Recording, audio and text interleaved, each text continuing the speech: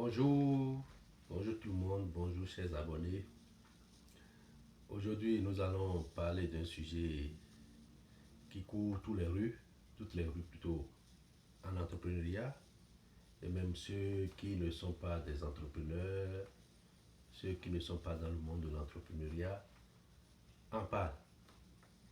C'est l'échec entrepreneurial. Quand j'entends parler de ça, ça me fait rire. Ça me fait rire. Et je me dis des fois, est-ce que les gens savent de quoi ils parlent? Surtout quand j'entends des gens qui se disent entrepreneurs et qui parlent d'échecs. Et ça m'amène souvent à distinguer deux conceptions, deux perceptions dans le monde de l'entrepreneuriat. Et des fois aussi, j'inclus des gens qui se disent entrepreneurs dans cette perception. Une première catégorie sont ces gens-là qui courent, qui se précipitent pour venir en entrepreneuriat parce qu'ils estiment que l'entrepreneuriat est une source de revenus. De l'autre côté, on a ceux-là qui viennent en entrepreneuriat pour bâtir une histoire, pour construire une histoire.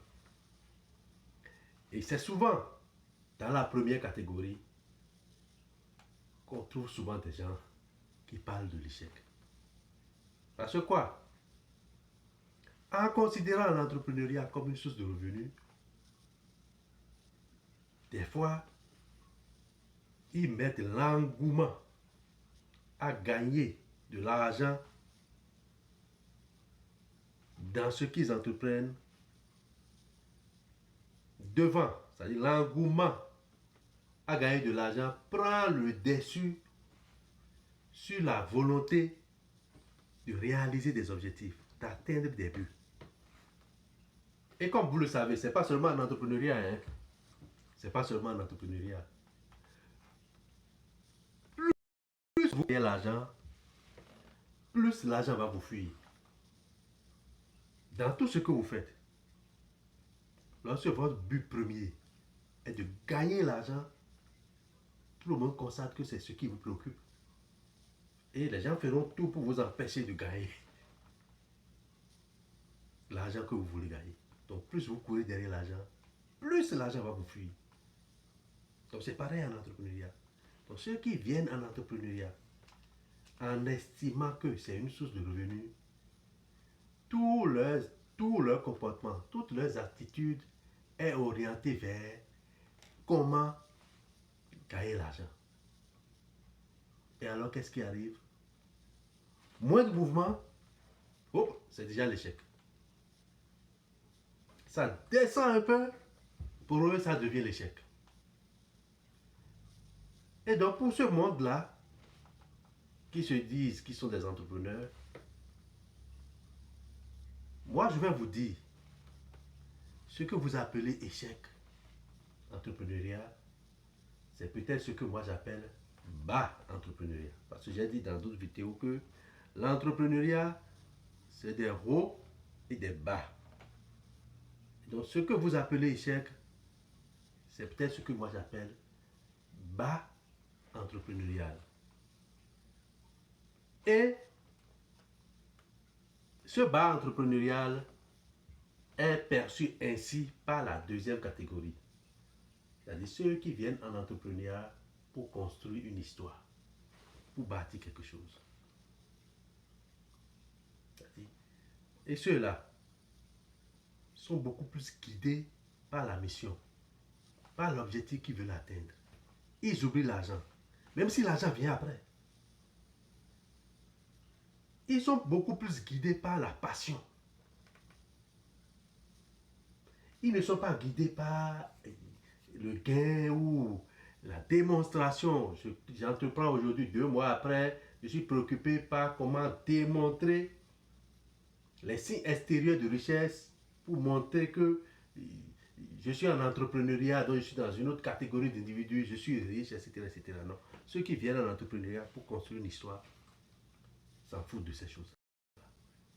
Ils sont dans une passion et ils sont concentrés et dirigés vers un but, vers un objectif. Ce qui fait que le temps n'est pas une contrainte pour ces gens-là. Ce qu'ils ont démarré aujourd'hui, ça peut prendre 5 ans après. Ils ont la patience de gérer les hauts et les bas sur les 5 années. Et d'ailleurs, je vais vous le dire, contrairement à ce que certains pensent, on entrepreneur, on crée quelque chose aujourd'hui, on veut des résultats dans 2 semaines, dans un mois, dans 2 mois ou dans un an. Si ça ne donne pas, oui, c'est l'échec et on scrape tout. Non. L'entrepreneuriat, des fois, ça peut prendre 5 années avant de prendre réellement. Des fois même 10, voire 15 années.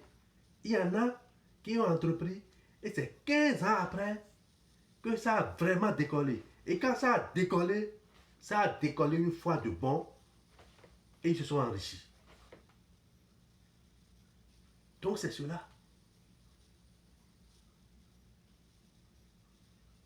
On doit prendre l'entrepreneuriat comme une construction d'histoire et prendre la patience nécessaire pour permettre à l'entreprise d'avancer. Et vous avez plusieurs moyens. Je vais parler de ça plus en profondeur dans une autre vidéo. Mais vous avez plusieurs moyens de gérer les hauts et les bas. Au lieu de vous précipiter et de parler d'échec, vous avez plusieurs moyens de gérer les hauts et les bas et de laisser le temps à votre projet d'entreprise de prendre. Par exemple, ce qui est ordinaire et ce que tout le monde, tout entrepreneur peut faire pour laisser l'entreprise respirer et avancer, c'est que tu peux être entrepreneur et être employé ailleurs. L'entrepreneuriat hybride. Tu peux être entrepreneur, avoir des employés, mais toi-même, tu es employé ailleurs. Ça te permet de continuer à respirer, même s'il y a des bas. Et de ne pas te précipiter pour fermer et de parler d'échec. Et donc, ceux qui sont dans la première catégorie, qui prennent l'entrepreneuriat comme une source de revenus, changez votre perception de l'entrepreneuriat si vous voulez aller de l'avant là-dedans. Même si plus tard, ça va vous apporter de l'argent. Venez en entrepreneuriat en ayant plutôt la conception que l'entrepreneuriat, c'est une source de dépenses. Venez dans l'idée que si vous voulez dépenser dedans et avoir la patience, garder la patience jusqu'à ce que ça produise des résultats. Et vous allez rester plus longtemps dans l'entrepreneuriat, dans ce que vous avez démarré, et ne pas vous précipiter à fermer les portes en parlant d'échec. Et voilà ce que j'aimerais partager avec vous aujourd'hui. Si vous avez aimé, allez, mettez les commentaires, critiquez pour plus de contenu. Merci et à la prochaine.